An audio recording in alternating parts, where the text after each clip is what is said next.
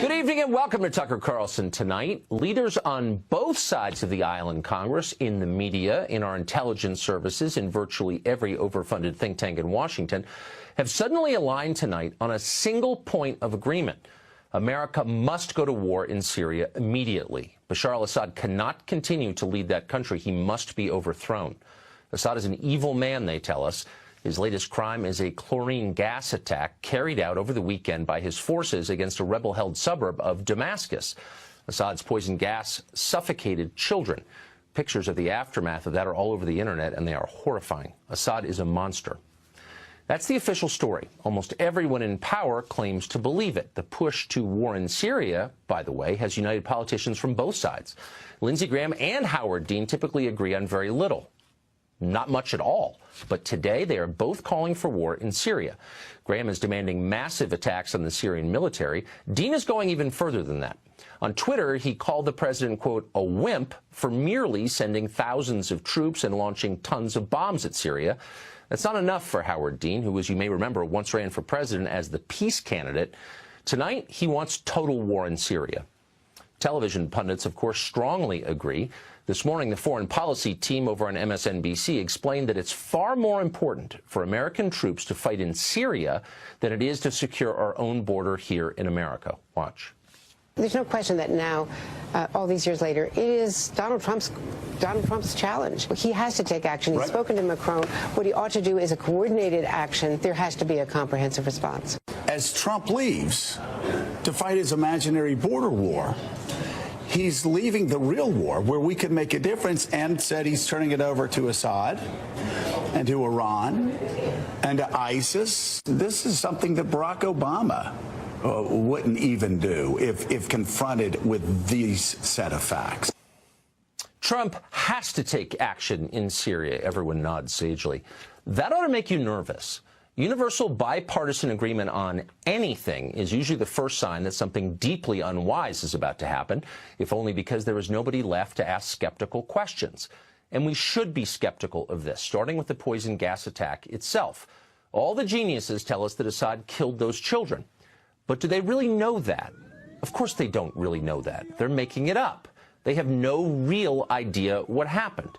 Actually, both sides in the Syrian civil war possess chemical weapons. How would it benefit Assad using chlorine gas last weekend? Well, it wouldn't. Assad's forces had been winning the war in Syria. The administration just announced its plans to pull American troops out of Syria, having vanquished ISIS. That's good news for Assad, and about the only thing he could do to reverse it and to hurt himself would be to use poison gas against children. Well, he did it anyway, they tell us. He's that evil. Please. Keep in mind, this is the same story they told us last April. Do you remember that? It was almost exactly a year ago. The new administration announced it was no longer seeking to depose Assad from power. Regime change was no longer our policy. So the usual war chorus in Washington started yelping, went berserk, and days later, Assad supposedly used sarin gas against civilians in Syria. There was video. We bombed a Syrian airbase in response to that. At the time, this show asked what seemed like the obvious question, are we really sure that Assad did that? It seems weirdly timed and counterproductive to him. Shut up, they explained. Of course we're sure. What an unpatriotic question. But of course they were lying. 2 months ago, the Secretary of Defense admitted that actually we still have no proof that Assad used sarin gas last year. The story, it turns out, was propaganda. It was designed to manipulate Americans, just like so much of what they say. We've seen this movie before, and we know how it ends. But just for the sake of argument, let's assume they're not lying this time.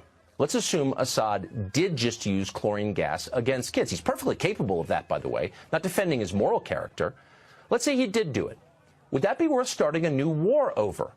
Overthrowing Assad's regime in Syria would result in chaos. Many thousands would die. In fact, we might likely see the genocide of one of the last remaining Christian communities in the Middle East, and we ought to care about that. Some of the dead, of course, would be American servicemen. A new war would cost us tens of billions of dollars, maybe hundreds of billions. Would it make America safer? Would it make the region more stable? Let's see. How exactly did regime change work in Iraq and Libya? Doesn't matter, say our moral leaders on CNN and everywhere else.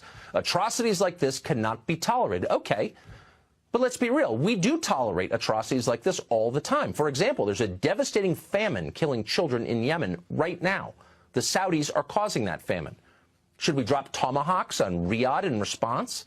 Not until it's on YouTube, apparently. When you conduct foreign policy by viral video, pictures are essential. But in real life, Syria is a highly complicated place. With Assad gone, who would run it exactly? Do we have another strongman in place to install? Or is it our hope that a stable democracy will magically appear in the wake of this protracted civil war? And who exactly are these moderate rebels you're always hearing about, the ones that we're supporting with your tax dollars? Well, a lot of them turn out to be Islamist crazies.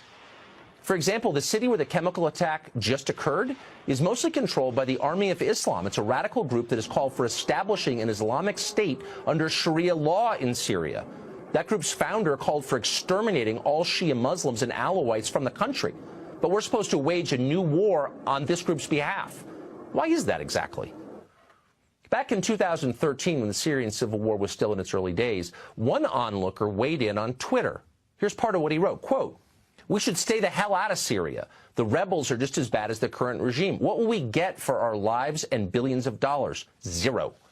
In another tweet, he said this, quote, "Let the Arab League take care of Syria. Why are these rich Arab countries not paying us for the tremendous cost of such an attack?" And in yet another tweet, he said this, "What will we get for bombing Syria beside more debt and a possible long-term conflict?" Of course, you know who wrote that. It was Donald Trump, and he was right. And that's one of the reasons he got elected president.